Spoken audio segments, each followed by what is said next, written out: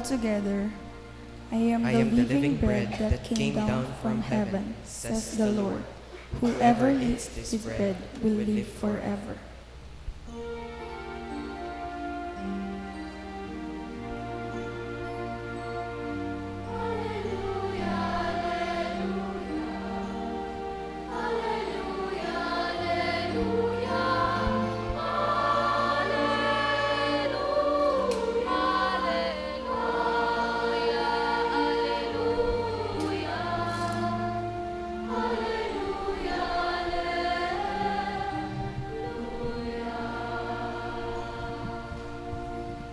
The Lord be with you. With your spirit. Proclamation from the Holy Gospel according to St. John. Glory to you, O Lord.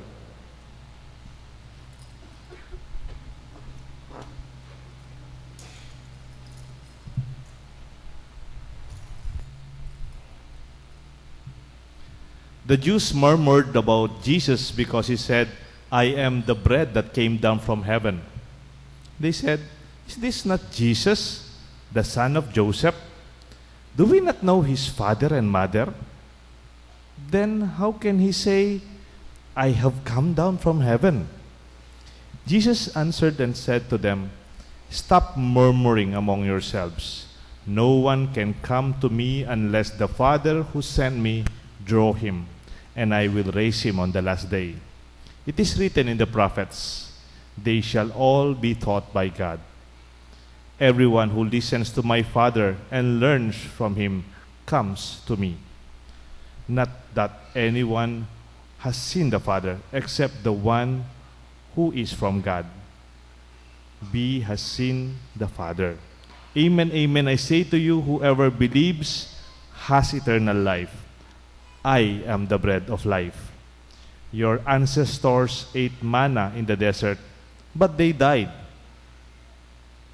This is the bread that comes from heaven, so that one may eat it and not die. I am the living bread that came down from heaven. Whoever eats this bread will live forever. And the bread that I will give you is my flesh for the life of the world. My dear friends, the good news of our salvation. Praise to you, O Lord Jesus Christ. In the name of the Father, and of the Son, and of the Holy Spirit. Amen. Good evening po. In the past weeks, kung nagsisimba po kayo, our theme usually is from the perspective of the bread of life. Yung pong nag-umpisa po yun nung miracle of the 5,000, feeding of the 5,000. Our topic then was broken, the broken bread that is shared. And then last Sunday, it was Jesus telling us, do not work, do not run after the bread that expires. Look for bread that remains and endures. And again, today, our reading is about Jesus telling himself, I am the living bread. Whoever eats this bread will live forever. And the same reflections goes on with the theme of our living bread. I would like to look into our daily prayer and our expression when we pray our daily bread. Usually we pray, give us this day our daily bread. This bread is the bread that would nourish us. And yet, kuminsan, I feel there is some kind of a confusion in terms of terms. Terminology-wise, parang kuminsan hindi pare-pareho yung pagkaintindi natin. Tingnan natin yung mga Kapampangan. Ibiemo ke kaming kakanan mi king Aldo. Give us what we eat every day. Sa Katagalugan, ganyan din. May bigay sana sa amin ang aming kakanin araw-araw. What do we mean by this? Is it a regular ration of bread every day? A daily expression of giving us what we need every day? Maybe let us look at it from what we mean by daily bread when we pray. Una siguro, when we say daily bread, actually, we are praying for what we need na pang-araw-araw. We are not really praying for extraordinary occasions. We are praying for the ordinary food we need every day. You know why you hard today? It's not because of the things you eat during feast day or during fiesta or during buffet and our special dinners. No, no. Those are occasional. What really sustains us is our daily bread. Our ordinary food. Yun ang pinagdarasal natin sa Diyos. Sa totoo naman, yan ang tunay na inahanap ng ating katawan. Di ba? Ang tawag din natin dyan, comfort food. Tama ho ba yan? Ano po yung meaning ng comfort food? Comfort food, yung yung pangbahay at pang-araw-araw na kinakain natin. Yung pag naamoy mo pa lang alam mo, yan ang paborito ko. Diyan ako lumaki. When we feel at home with the food that we're eating, yung kasi kung minsan pumunta tayo sa mga restaurant, hindi natin alam yung pronunciation, no, ng mga kinakain natin. Pero pag sinabi mong asado, menudo, sigang, they are very, very much at home. Pansin ko po, sino po yung nag-abroad sa inyo, yung nag-abroad? Di ba?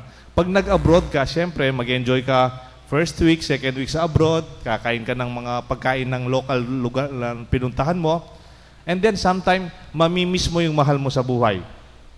Ikalawa, amimiss mo yung pagkain na Pilipino. You long for what is really we call comfort food. Tayo pong mga Kapampangan, our strength is our weakness. Ano po yung strength natin? Pagkain. Weakness din natin. Punta po kayo sa Heart Center. Punta kayo sa National Kidney Institute.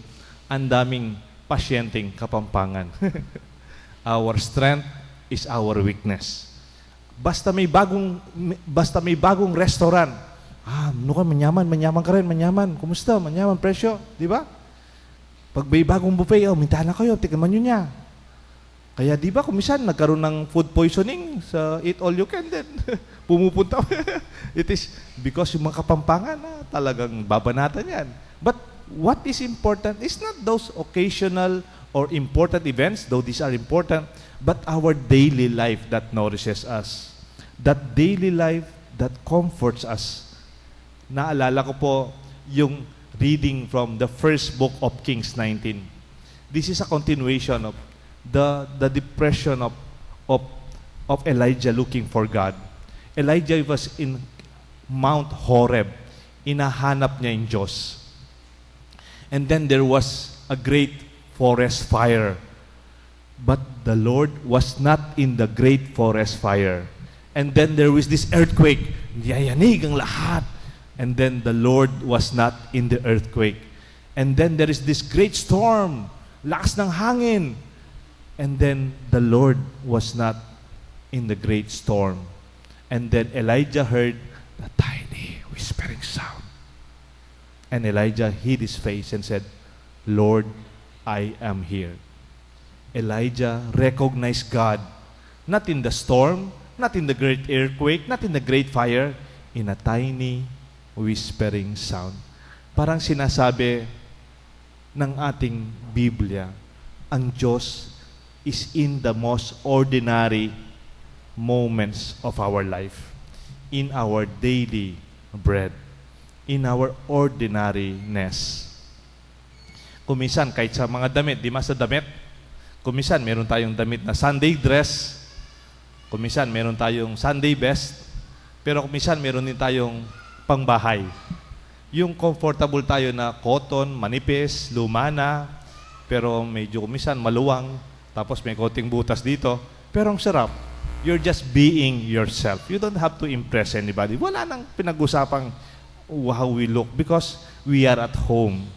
That is our prayer. That when we pray, we don't pray for extraordinary graces.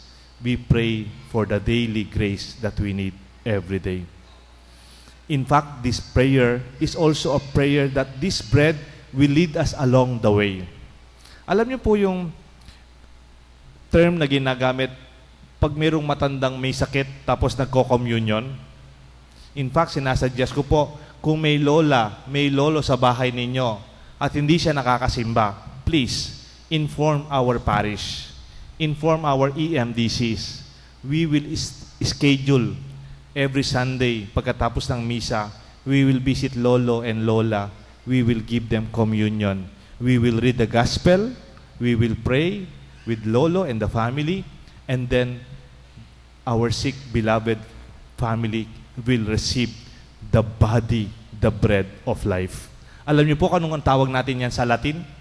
Ang tawag po, viaticum. Viaticum. It is a provision along the way. Parang our life is a journey. Parang mayroon kang baon. Kung minsan pagod ka na, kung minsan nadidepress ka, may sakit ka, kung minsan ayaw mo nang tumayo, when you receive the viaticum, it is a bread that we receive from the Lord. And that is our celebration. That, kung minsan po kasi, kung lalagyan ko ng Tagalog ang viaticum, binalot. Alam niyo po yung binalot? Yung binalot, yung daon ng saging, tapos mayroong kanin, kung medyo kalpintero ka, parang unan yung kanin, tapos yung ulam, no? Kung minsan asado, menudo, do, tapos may sauce, kung minsan may nilagang itlog, tapos may asin, kumpleto na. It is some kind of a food along the way. It is some kind of a food that we bring along as we journey, because life is not static. Life should not remain. Minsan po may nag-text sa aking kaibigan ko, sabi niya, "Father, ba't ganito yung buhay? Ba't ganyan? Ba't ganyan ang problema ko?" Alam niyo po, hindi ko talaga alam ang sasabihin ko. Nag-text po ako, sabi ko, alam mo, sabi ko sa text ko, someday it will change. Magbabago rin. It will not always be like that. And in God's time, in His time, it will always be better. It will always be good. And when we travel, it will always be moving on. Hindi na parating pareho lang. Kung napakinggan niyo po yung first reading sa ating first book of Kings, again, kay Elijah. Sabi ni Elijah, "Lord, take my life, from I am not good. I am already tired. I want to give up." Parang kung you read between the lines, Elijah is undergoing depression dito. Ayaw ko na. Take my life, Lord. Pagod na ako. Sumusuko na siya. Ano po yung nangyari dun sa first reading? An angel woke him. He gave him water. He gave him food. And then Elijah, sabi niya, "You stand up. You continue your journey." Alam niyo po, kailangan ng tao ang encouragement.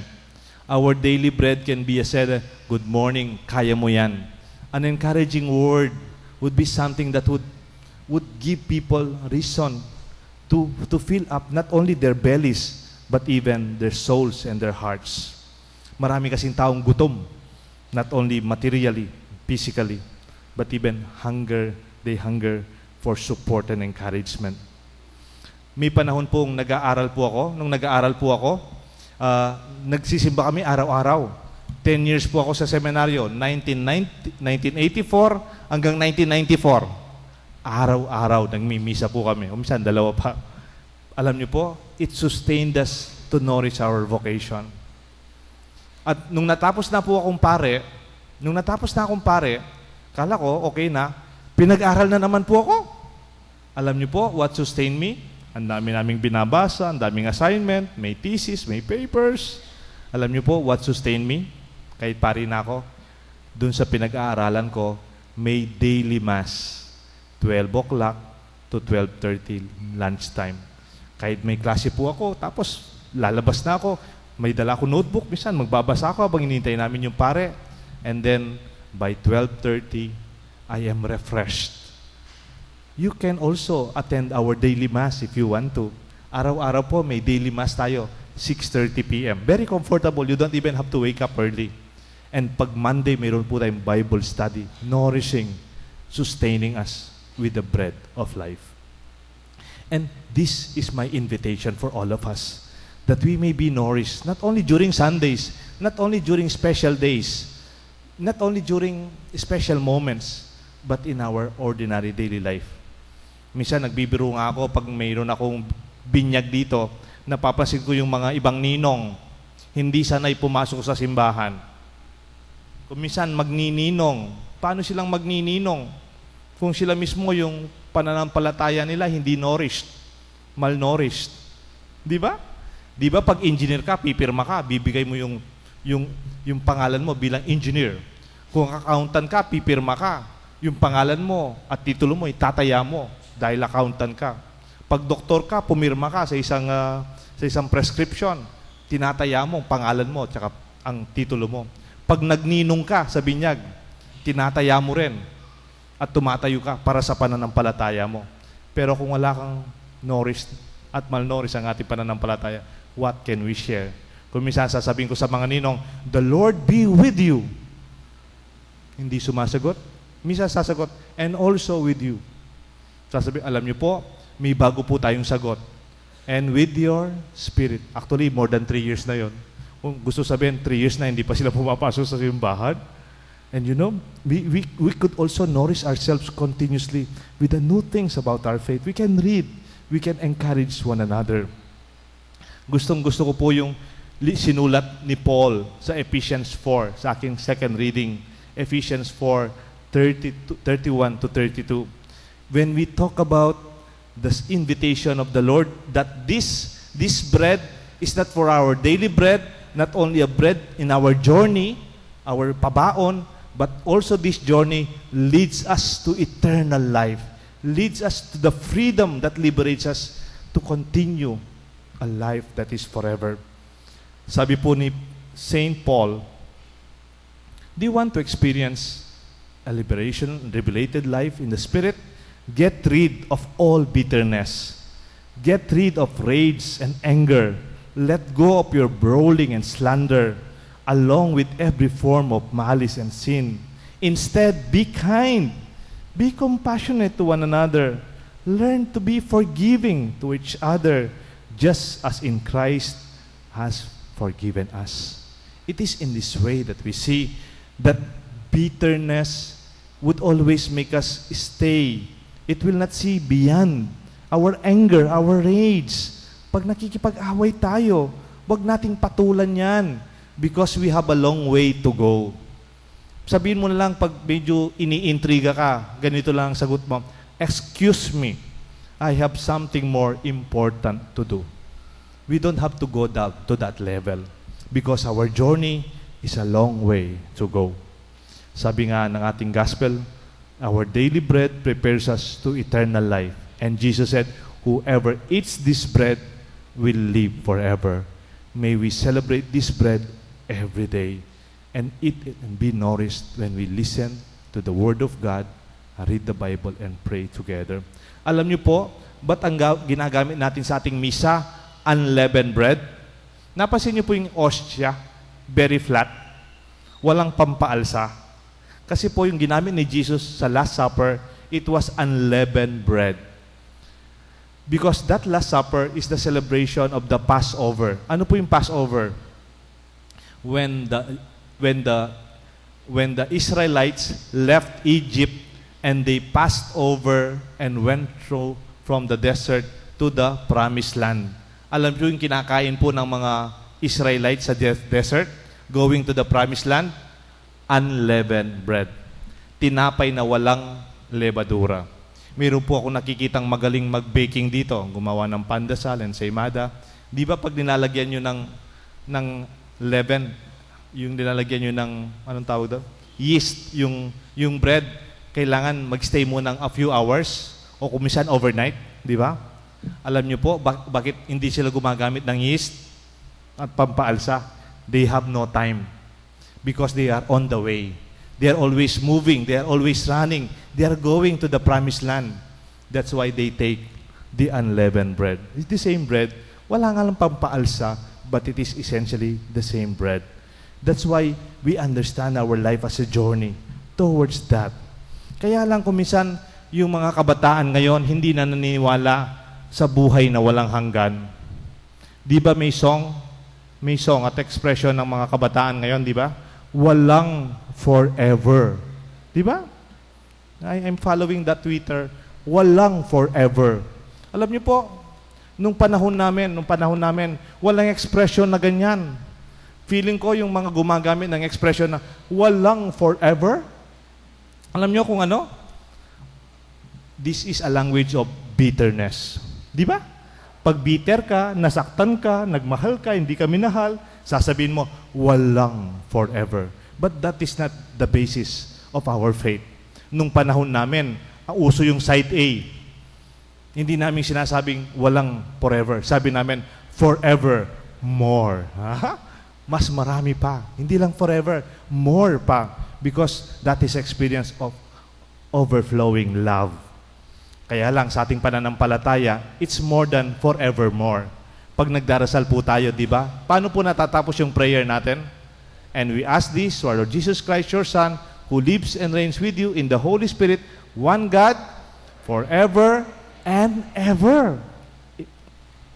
Amen. And that is our celebration. That this bread of eternal life, that not only lead us for our daily sustenance in the ordinariness, in our journey, but leads us to eternal life. Ang tawag namin doon, nung nag-aaral po kami, mayroon kami subject sa theology, ang aming subject, eschatology. Eschatology. Parang technical ng konti. Sa totoo, ang eschatology is a science and study of our understanding of our future, of what remains tomorrow, our language of eternal life. Kaya nga po, sabi nung professor ko, madalas po akong absent noon pero may naalala ko, sabi nung professor ko, there are human experiences on earth that affirms that there's forever. When you experience love from your family, pag mahal na mahal mo yung anak mo, ayaw mong matapos yung pagmamahal na yon. Pag na mahal mo yung nanay mo, ayaw mong mag-give up sa kanyang presence sa buhay mo. And that so longs for eternal life. Kaya nga may language tayo, alanganga, alang sukad. Higit pa riyan, you see something beyond. At gusto ko pong magtapos dun sa isang kwento ng isang nanay. Tapusin ko na po. Yung nanay, minsan po, kinuwento niya sa akin, public school teacher siya. Meron siyang anak na galing sa Saudi Arabia. 2 years po sa Saudi yung anak niya. Kaya lang yung mother, may edad na, malapit nang mag-retire. Yung anak niyang binata, galing sa Saudi 2 years, sinundo siya sa airport. At sabi ng anak niya, Ma, wag muna tayong umuwi. Tamo muli pa, pag duty free da ka. Wow! And then sabi ng nanay, wag ka na masyadong magastos. Kasi ang anak niya, alam niyo po, hindi naman siya engineer, hindi naman siya supervisor sa Saudi. He's an ordinary contract worker. At yung trabaho niya doon, ano po siya, skilled worker, pero hindi po malaki yung sweldo. Pero nakaipon tong bata. So, sabi niya sa nanay niya, Ma, panyalida ka duty free. Very hesitant yung nanay. Pero, of course, to give son the opportunity, namili sila. Sabi ng anak, Ma, salida ka lotion. Itang maragul. Itang titimid, dana. Itang titimid na lotion. Ayan na, kalina ka sasaling lotion na titimid. Ito na ang pupusit. Ayali, may itang titimid kasi another 2 years na ako naman ko, puta magisanan ka. Buri ko, Ma, kaya ba mong memipi, kaya ba mong menwas pinggan, mangabit ka lotion, Bantay, lalangin balat mo. And then, ayun, Diyos ko, karugo ba gastos? Ma, buri ko, salida ka namang perfume. Nakagagamit baby cologne. Gumuri ko pa, talulwal ka, gagamit kang perfume. Ay, anak, ako biyasang gumamit makanya, nana. Ay, Ma, salida ka. Len mo, mas mura keni, kay Saudi, mas malpapin. Uring duty free keni, mas mura pa. Saliw keni ng maragul. Ay, nakalina. And then, lastly, sabi ng anak, Ma, salida ka sapatos na sales lady, pakikuha mo nga yung magandang sapatos na yon, i-fit mo sa nanay ko. Sabi po ng ima, ay anak, kaya nakaruguga gastos, ako bring mag-isang ding kaya kang tipon, anak. Alam niyo po, sabi ng anak, Ma, everyday, pahanayang ko ini, everyday, may nipon ko. Everyday, pipagalan ko. I want you to be happy. Balo ko, mababa mo yung sweldo ko. Pero higit pa kanyan, nung atin ko, ibiye ko keka. Wow. May repeat that? Higit pa riyan. Kung meron pa ako, ibibigay ko sa iyo. Then you see, the daily life, the daily bread, the daily offering, is seen in an eternal travel towards that life, a life that goes beyond measurements. Higit pa kanyan, ibiyeko ka. And that is a loving heart from a loving Son. Let our daily bread be a celebration of the simplicity of their daily toils, that the Lord would always lead us towards our fulfilling end. May God bless us all, and the Father, and the Son, and the Holy Spirit. Amen.